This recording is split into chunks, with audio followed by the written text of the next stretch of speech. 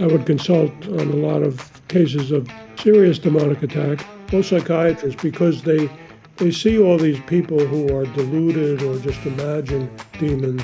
They tend to be skeptical. Having said that, I'm not saying that I'm the only person who does this. I'm just probably the person who's seen more of these cases than anybody else. Hi everyone, thanks for tuning in to another episode of the Two Things You Shouldn't Talk About.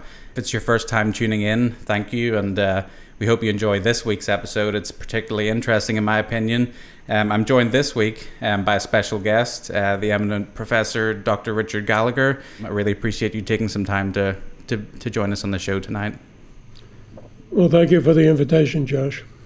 It's kind of a tradition on the show that I ask my guests to tell us a little bit about themselves in their own words. So I was hoping you'd be able to, share with our listeners, tell us a little bit about yourself, what your work entails, and perhaps a little bit of how you got into that area of work.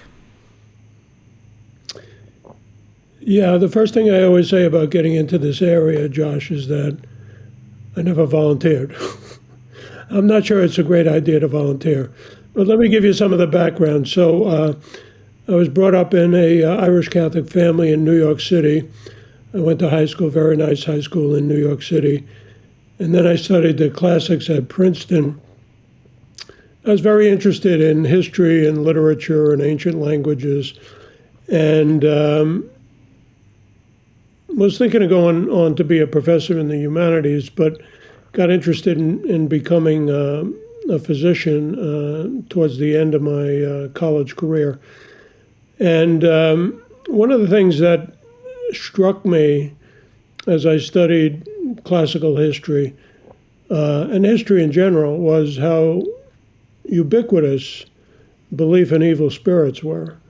Belief in the spiritual world in general, but including belief in malign spirits. And I really never, intended to really study that formally or encounter those cases, but it did intrigue me. The Exorcist movie kind of intrigued me because it was about a psychiatrist who comes across a genuine case, or a fictionalized version of a genuine case. So anyway, I spent some time in Europe. I played a little basketball, and I was a teacher over there. And then I came back, went to medical school, eventually did my psychiatric training at Yale. And that was a time where, you're too young to know this probably, but you may have read about it. There was something called the Satanic Panic, where people were seeing Satanists all over the place. And so, I did believe in evil spirits, but I didn't exactly think that there were Satanists all over the place. In fact, some people sort of still believe that, as you know. And number two, I didn't necessarily think I would come across such a case. I thought it was rare enough. But anyway, after I graduated, I took a job as an attending academic psychiatrist at Cornell in the New York area. And to my surprise, there was a fairly well-known Catholic priest exorcist who knocked on my door one day. And this is at a time, it's not that long ago, 25 plus years ago, but it was at a time where there really weren't that many official Catholic exorcists. There are many, many more now. And he told me that he wanted me to see a case that, he thought had some kind of demonic attack, not a possession, but what he called an oppression. And I remember saying to him, well, Father, with all due respect, I'm a little skeptical of a lot of that stuff. And he looked at me with a smile and said, well, then you're the perfect man for the job. Because he wanted someone who had a good scientific training, as I felt I have, and who knew, mental illness and other illnesses.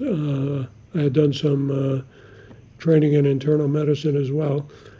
And he wanted someone who didn't just jump to the conclusion of a demonic case. So He sent me this woman. I evaluated her. Long story short, I did think she had something that went beyond an illness. And after that, he showed me a lot more cases. I used to travel with him and his buddies sometimes around the country, and we would I would consult on a lot of cases of serious demonic attack, as well as people who just had mental illness. And I got invited to join and actually be on the governing council for a while of what's called the International Association of Exorcists. That's a group that is approved by the Vatican, and it consists of a very scholarly bunch of people, and exorcists, now about 500 from all over the world. I've spoken to the group as a scientist, obviously not as an exorcist. And then I started to write articles. I wrote an article for the Washington Post, appeared on a number of TV shows. And eventually I was persuaded to write a book about my experiences. And the only thing I change in the book is people's names. I obviously don't use their names. I disguise their identity. But every case history, let's call it, in the book is 100% accurate. It was published a couple of years ago by HarperCollins. It's called Demonic Foes, my 25 years as a psychiatrist investigating possessions, diabolic attacks, and the paranormal. Sometimes I call it the so-called paranormal, but that's a whole other subject. And believe it or not, Hollywood got interested in the book. A particularly flamboyant case that I dealt with, again pro bono, but I came to know the case very well, was of a flamboyantly possessed Satan worshiper who defined herself as a queen of a cult. It's a very intriguing story. I tell that story in the book. So, as I said, even though I never really volunteered for this, and I don't necessarily think it's a great idea to volunteer to get involved in this field.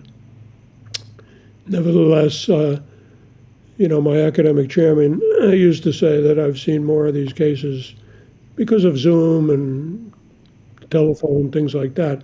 I've seen or talked to more of these cases probably than any physician in history. Wow. And it's I'd like to think it was providential because it's not something I volunteered for. Mm-hmm, absolutely, and it's, as you mentioned, it may well be a bad sign if you're the sort of person who volunteers to get into this line of work, because I'm sure in your experience you probably say it's a testing profession to get into, to say the least. So let's just revisit that, those early days. You mentioned that you were, I suppose, skeptical, not particularly, I guess, convinced either way of the presence of, would you say anything spiritual at all? I guess did you have a faith at that point, or would you say you were skeptical about that as well? I definitely had a faith. I mean, I've always believed in God, like a lot of college students. I certainly questioned my own Catholicism for a while, but I became, especially as I did this work, I became more immersed in that world, and definitely it deepened my faith. I just didn't think I was going to see these kind of cases that were talked about in the Gospels. And I had wondered, as a lot of people do, whether in the Gospels people were misinterpreting,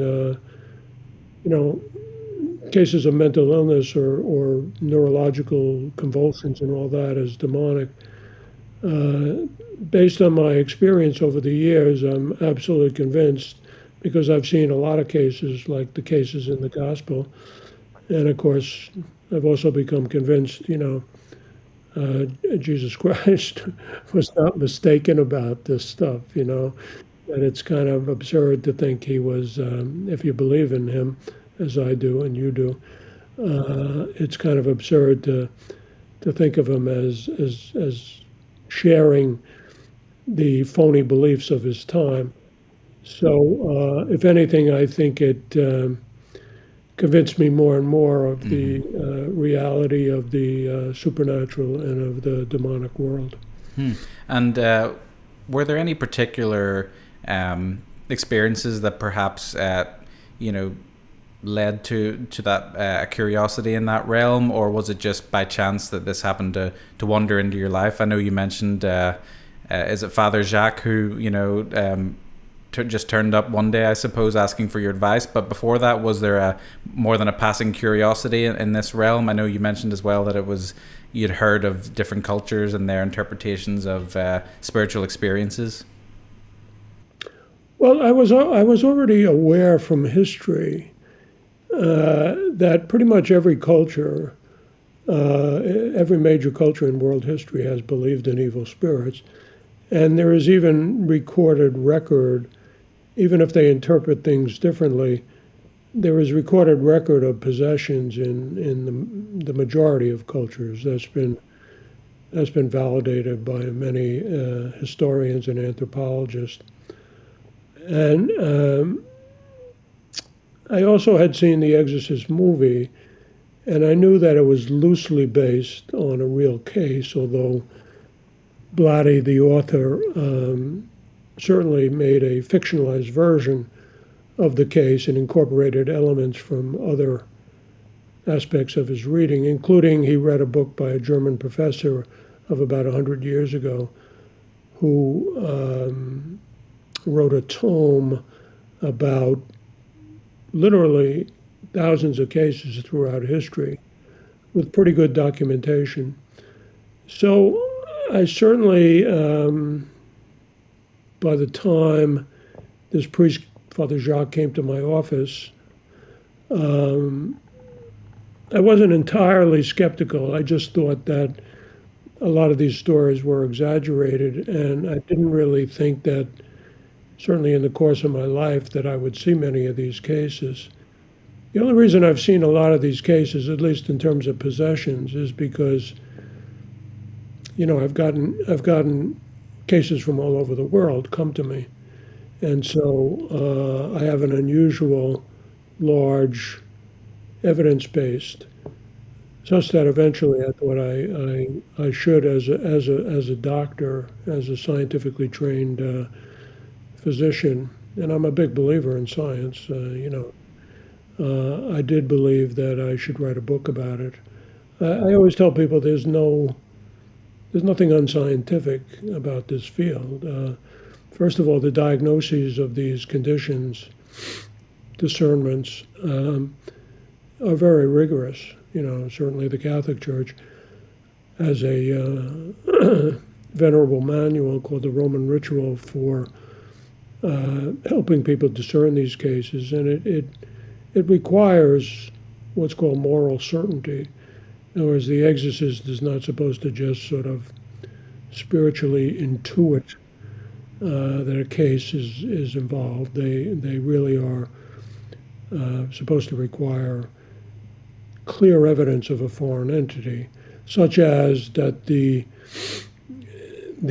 seeming entity who often speaks out of the body of an individual exhibits not only hatred of everything sacred, but shows what's called hidden knowledge. In Latin, it's called latra, of matters that they otherwise would never know, and or as other of these demonic signs, like speaking foreign languages and having very abnormal strength or movement, like a levitation. When psychiatric colleagues question me about how I differentiate that from mental illness, I say, look, I've evaluated probably 27,000 psychiatric cases in my life. None of those people have I thought were possessed. None. of those 27,000. These are people who are sent to me as patients. But these other cases that are sent to me with people suspecting there might be something more to it, about them, I say to my professional colleagues, I say, look, how many patients do you know who all of a sudden know all kinds of hidden facts about your life, can speak foreign languages, including perfect Latin, and have reportedly, to me at least credibly, of either experiencing or as witnesses observing something like a levitation. I mean, you need this very strong evidence, and that's the evidence that I've seen in many, many cases, Josh. Yeah, absolutely. And, I'm glad that you mentioned that you were a very highly regarded clinical psychiatrist and, had a career, you have a career on top of this particular ministry, I suppose, I guess I would consider it a ministry. You have a professional psychiatry practice, and that means that, there's who better to be able to evaluate any differences, between the run-of-the-mill mental illnesses and these more extraordinary examples. And, that kind of leads me on to my first curiosity, and I think it would be helpful to do this for our listeners as well. So can we differentiate a little between mental illness in the traditional sense and then perhaps some other varieties of spiritual attack that people may face as beyond the regular mental illness? So would you mind giving us just some definitions and maybe talk through a little bit of what you would look for as you're trying to categorize a particular patient? Well, even though many experienced exorcists are very capable of discerning demonic attacks, even without medical input has always been suggested, and that's nothing new. People sometimes think in centuries past people were overly superstitious. Actually, most medieval doctors, for instance, did believe in mental illness as a separate category, often with biological elements. So it really helps in tricky cases to be able to know both fields, to know the field of medical problems and psychiatric problems, and also to know the criteria for the different types of demonic attack. So in the modern world, when we have a little better diagnostic tools, for instance, there's no question that certain types of neurological disorders like Tourette's disorder or epilepsy were sometimes misinterpreted in the past as demonic. But in today's world, we can diagnose those pretty well with EEGs and CAT scans and MRIs and stuff. So the conditions that are, the disorders that are most confusing to modern people, including some doctors, is when the person, say, is psychotic and they imagine or have delusions and hallucinations about evil spirits. When the person has what's called different types of dissociative disorder, used to be called multiple personality, where there'll be a more malevolent personality, or people who are very easily misled or histrionic or suggestible, where somehow because of their inner feelings and maybe feelings of destructiveness or even outright evil, people jump to the conclusion, especially in fundamentalist communities, that they are possessed or something. I mean, I don't normally think, I've run into a lot of sociopaths in my life, psychopaths, and by and large, they're evil people. They're not necessarily possessed. So you have to be able to rule out these medical disorders when it's tricky. And then at the same time, you need to see these very rigorous criteria. Now, not all demonic attacks are possessions. Possessions are sort of the the ultimate takeover of the will and the consciousness of an individual. I mean, it's an invasion of the body, and they will be using the body, and they will be even using the vocal cords of the individual. But there is those clear criteria that I just mentioned that you will invariably see to be able to diagnose a possession. And then there are cases short of that where people may be experiencing some other odd symptoms. They're often a little harder to diagnose, and this is where medical expertise often comes in. For instance, the first case that Father Jacques brought to me, she had come from about 2,000 miles away, and she was a woman who claimed, as it turned out very credibly, and I even spoke to friends of ours and her husband, claimed very credibly that she was being beaten up by evil spirits.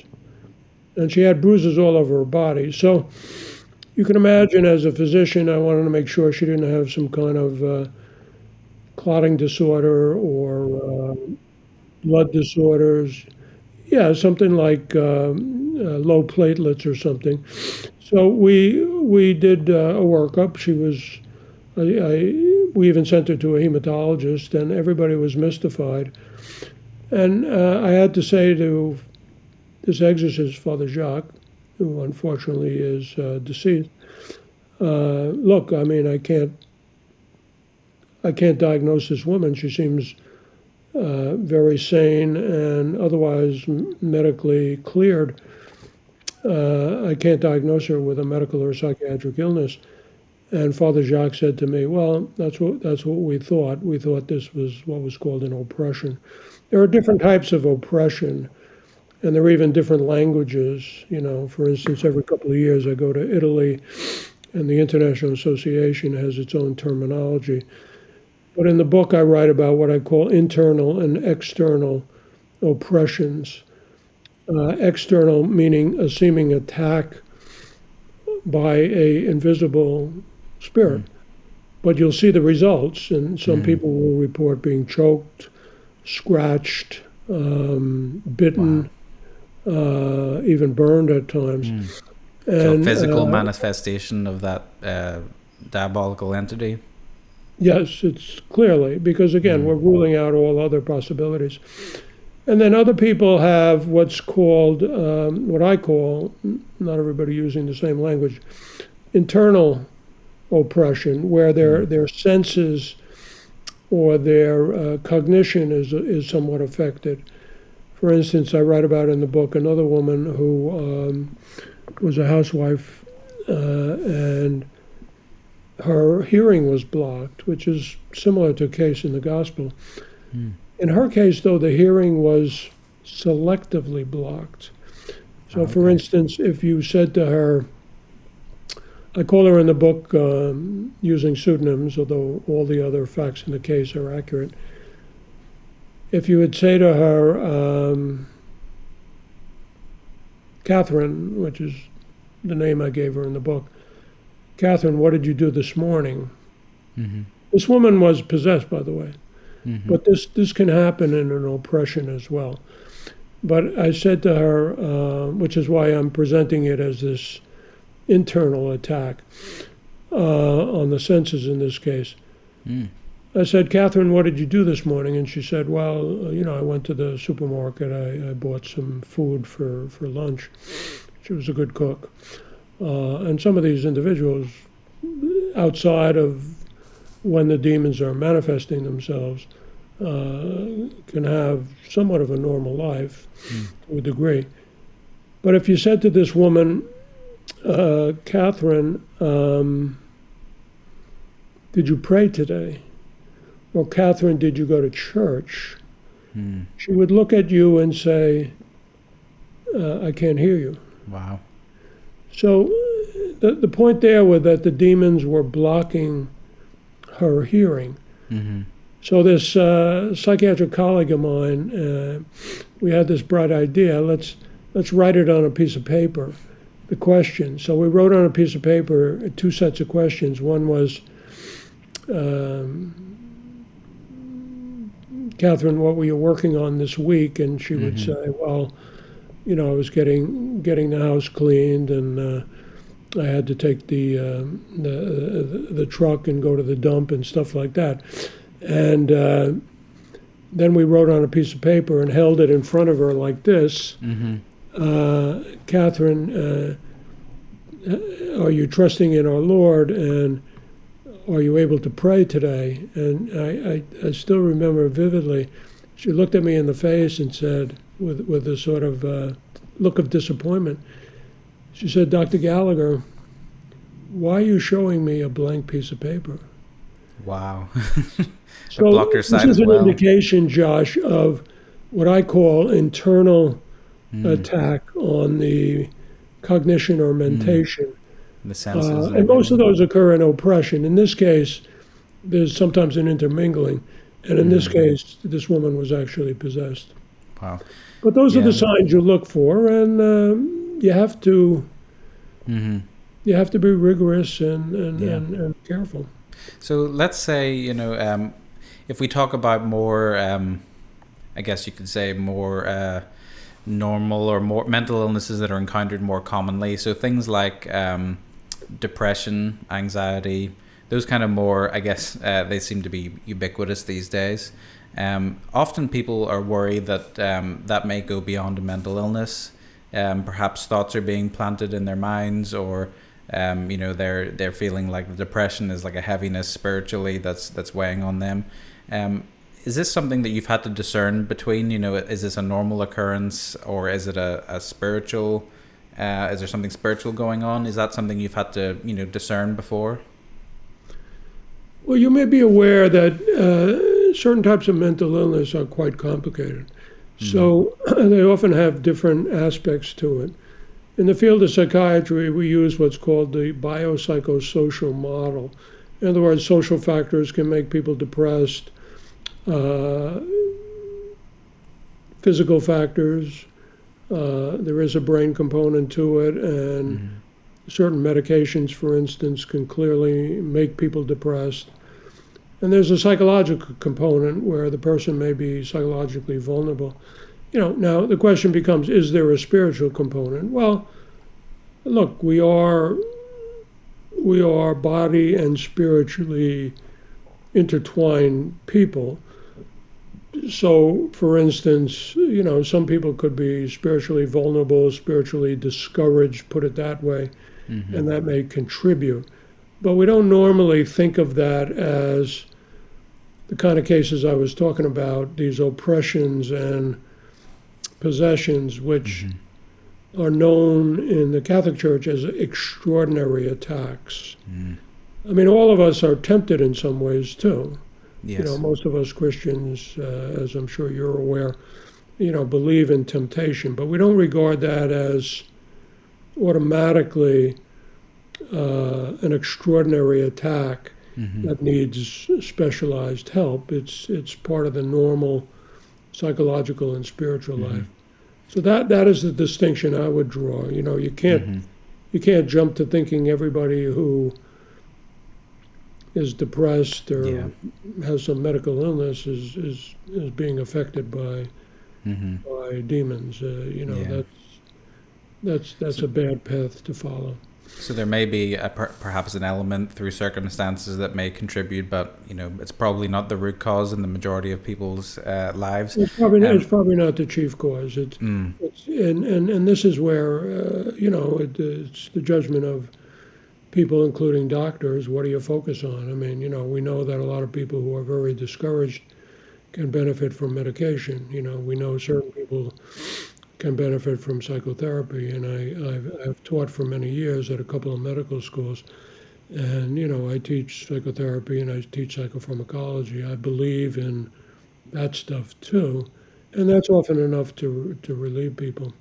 So every case you have to take individually, but again, getting back to the theme of looking at this stuff rigorously and scientifically, I'm very committed to science. It's just that science can't answer all of our questions. So when you get something that is clearly in the realm of spirituality, that goes a little bit beyond what we normally mean by modern science, although it doesn't necessarily make it unscientific.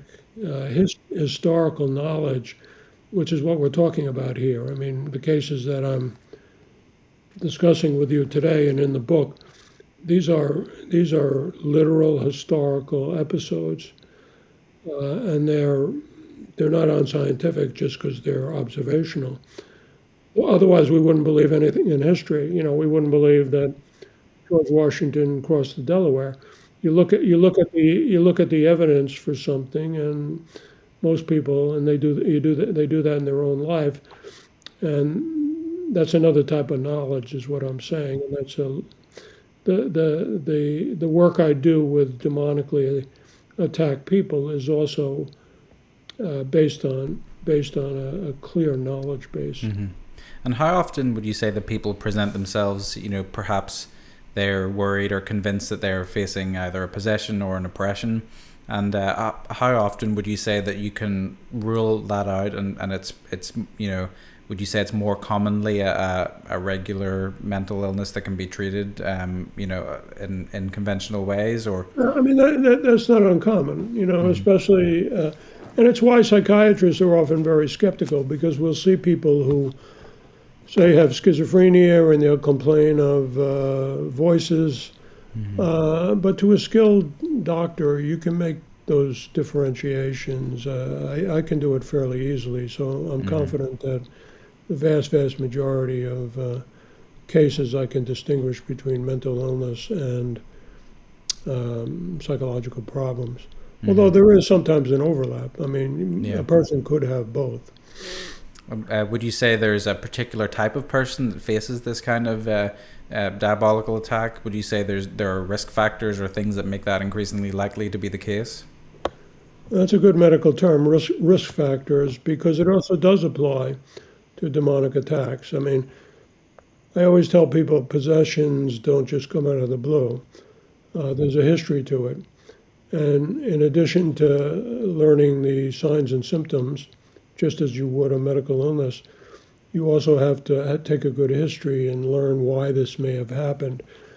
So, for instance, in the case of the Satanist woman that I talked about who was possessed, talk about a Faustian bargain, right? She got in over her head. She knew she was possessed, and she wanted to get rid of it.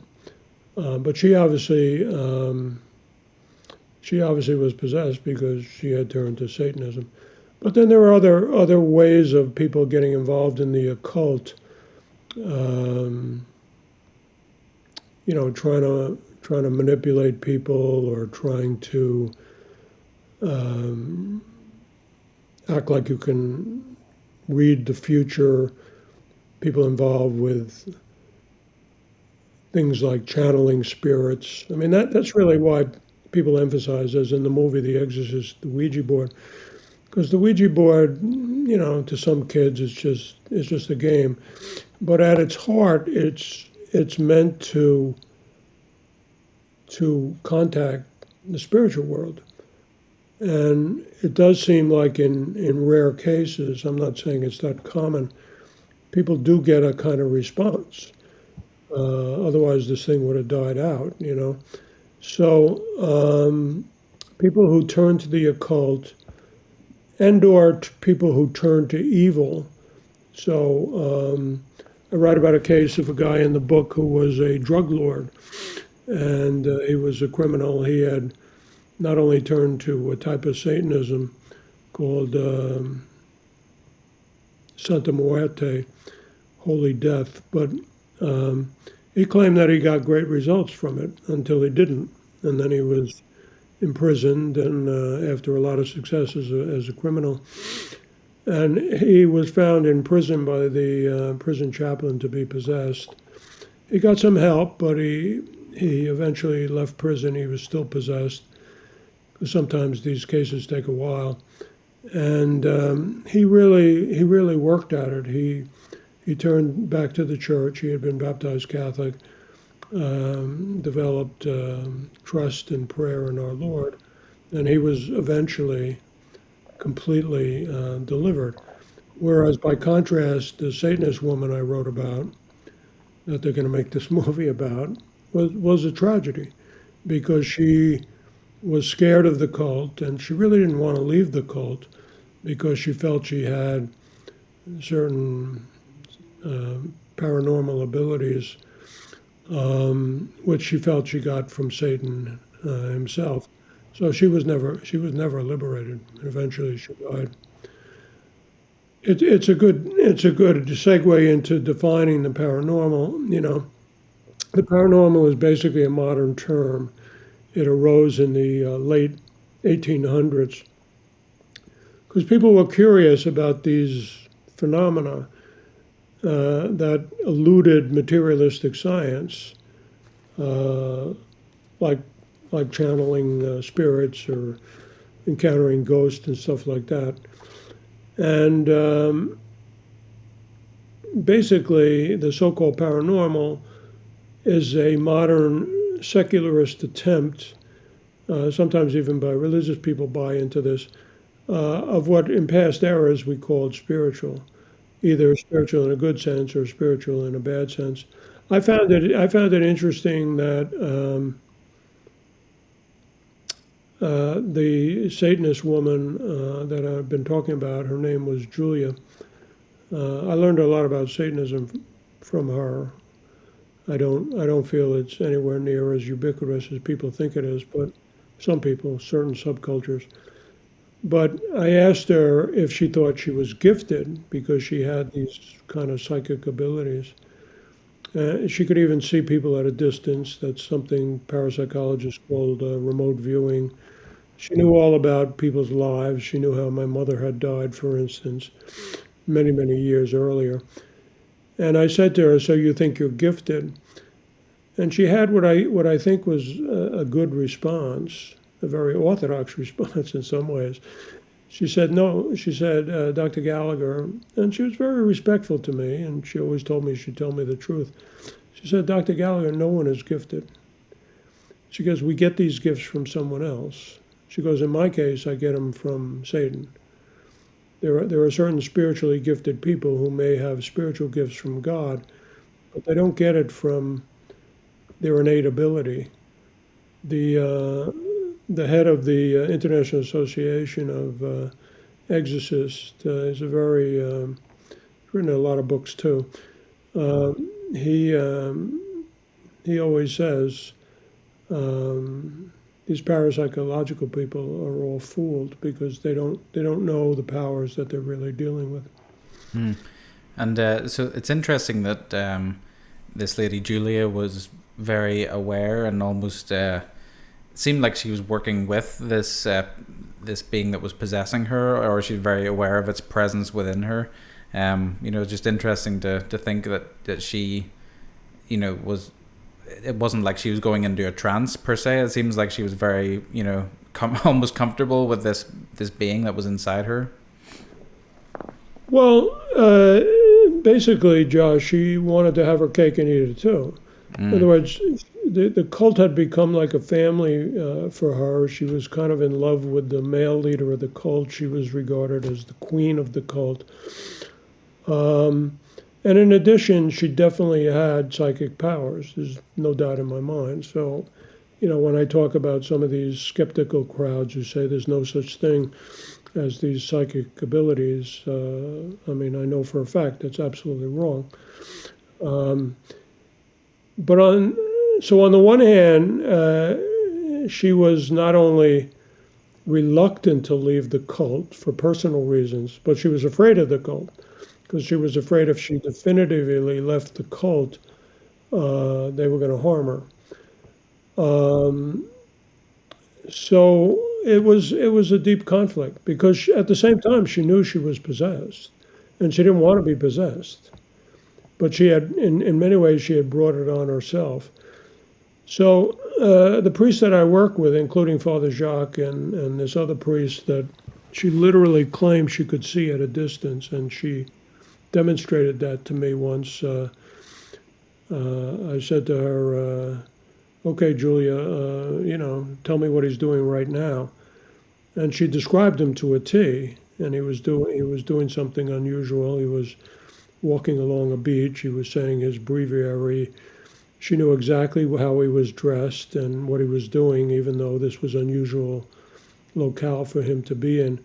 I called him up, and he caught my drift very quickly. He said, "You're talking to Julia, right? She's something else." Yeah, it's not like he was just wearing regular, what's he wearing? Oh, he's wearing his priest, Well, he was wearing, he was an ex-Marine. He was a big, tough guy. And he was wearing khakis and a windbreaker, and she knew all about it, even though there was no way, the guy was like over 100 miles away. There's no way she could have guessed that. So she didn't want to give up those gifts, which she recognized were from Satan. She one time said to me, "This God you believe in, I don't understand, but Satan I understand. He gives me favors."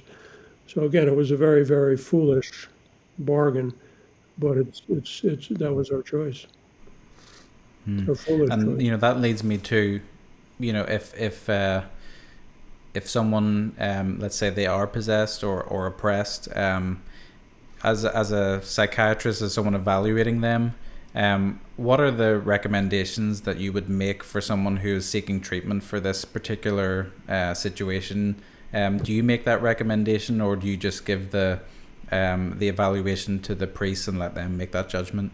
Well, my main role is to help make evaluation, especially in tricky cases, and then refer them to a priest.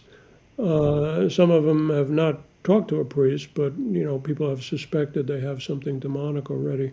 Usually, it's I've never said to a patient out of the blue, "Oh, by the way, you're possessed." That doesn't happen. Although some of the patients clearly are confused, but those are people, Josh, who need spiritual help. I mean, they need to work on it themselves. And Hollywood often gets it wrong because they think exorcism is some kind of magic ceremony. The person has to work on it. The person has to talk. They don't just click their fingers and the demon goes. They have to reform their lives and give up any behavior that led to it. That's part and parcel of the process. But it's also very, very helpful and sometimes clearly necessary that they get the official prayers of holy people in Catholic cases, these formal exorcisms. Yeah, it's interesting. I guess that's a point that's often missed. Like you said, that people have to fight themselves as well as just having the magic words spoken over them, and hey presto, it's gone. They have to actually work in their own lives, or they could. I mean, in certain pagan cultures which have dealt with exorcisms of sorts, it does become like sort of magic, and the witch doctor will say mumbo jumbo prayers. But in the more sophisticated spiritual traditions, not just Catholic, but other Christians and even some Islamic territories, the person is expected to work on it themselves and reform their lives and pray. If they don't do that, they're not going to be delivered. Interesting. And when you obviously work with a lot of other psychiatrists in your profession, I assume many of whom are not Christians and probably have their doubts about some of the work that you do. Would you say that there is a large proportion of people in that profession who are open and perhaps recognize that the spiritual realm exists, or would you say most are very skeptical? I think psychiatrists have sort of recovered from some of the prejudices of people like Freud, who was very hostile to religion. So a lot of psychiatrists, including the American Psychiatric Association, recognizes that a healthy spirituality can be very beneficial to people. Having said that, I would say that most psychiatrists much more so than most Americans as a percentage. Most psychiatrists, because they see all these people who are deluded or just imagine demons, they tend to be skeptical. Having said that, I'm not saying that I'm the only person who does this. I'm just probably the person who's seen more of these cases than anybody else as a doctor. But there are plenty of people around the world, other physicians I know, who believe exactly as I do. I meet some of them at the international meetings. So I also always tell people, first of all, people say, well, how does it feel to be out of the mainstream? I say, what mainstream are you talking about? Most Americans believe in evil spirits and even believe that demons can attack people. Certainly around the world, maybe not on the East Coast and the West Coast and in areas of Europe, but people around the world almost always believe in evil spirits. You go to Madagascar or Haiti and countries like that, everybody believes in evil spirits. So I don't feel out of the mainstream. And if you look at history, and I love history, most people in history have also believed in evil spirits. Now, they may not have had exactly the same beliefs as Christians eventually came to accept, but pretty much a majority of the world is either Christian or Muslim, and all those, in principle, even though there are a lot of more skeptical Christians, obviously, but in principle, all those faiths believe that demons are fallen angels and can attack people under extraordinary circumstances. So I'm hardly out of the mainstream. And if people don't buy my stories, I tell some pretty compelling stories in the book. I had a Jewish doctor friend of mine who once said to me, Rich, how come you never told me about this? And I said, well, I don't go around talking to everybody about it. And I said, what did you think of the book? And he said, I don't think somebody can read your book and not believe that you can make a very scientifically good case that evil spirits exist. But I even say to people, Josh, I say, you don't have to believe my book. I mean, I obviously did not write the book to make money. I did not. I wrote the book as kind of a public service to people in the field and also educated readers who are interested in this somewhat complex subject. And I say to people, look, I'm here to tell my experience. You can believe me or not, but don't kid yourself. I said, you don't have to believe Dr. Gallagher. Every 2 years, I go to a meeting where 500 exorcists from all over the world come together in Italy, near Rome. I said, you can speak to any of them, and they'll have the exact same stories that I have. I sometimes compare it, to make a religious point, I sometimes compare it, knowing many of these exorcists all over the world, 500 of them convened together. I sometimes compare it to what St. Paul said to the Corinthians, another very sophisticated audience in the ancient world. And he said, you don't have to believe me that Jesus appeared to me. He said, you can ask. He appeared to 500 people, and most of those people are still alive. So I'm in good company by appealing to 500 other witnesses to exactly what I'm saying. Yeah, and just to kind of to finish off, I think it would be interesting to sort of do some quick fire Q&A questions. Some of these have been submitted by some listeners and people on our social media pages. So if you want to give just a short answer to each. Number one, have you ever been scared when dealing with someone that you're treating? Well, I wouldn't exactly say scared, because I think I'm on the right side. I'm on the winning side. I mean, certain times things have felt kind of creepy. The only time in my life you hear about these stories of people and the hair on the back of their neck goes up.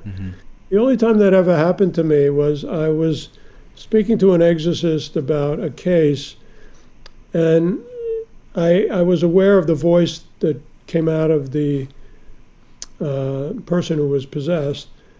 At the time, she was like 1,000 miles away. But I'm speaking to the guy on phone, and that same voice, very disrespectful, mostly cursing out the priest, came in over the phone line. And it was an odd, creepy experience. And I said to the priest, I said, "Did you hear that?" And he said, "Yes, this is a very severe case, so these things can happen."